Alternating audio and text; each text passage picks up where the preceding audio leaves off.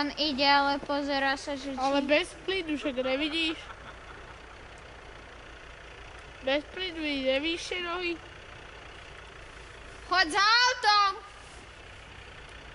No jasné. Však vidíš, že má to nohy. Mohol ísť za nami. Však?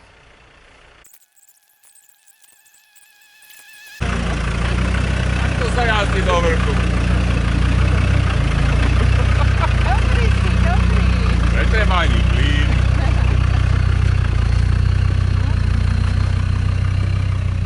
On má kľúče. Dobrý dokument.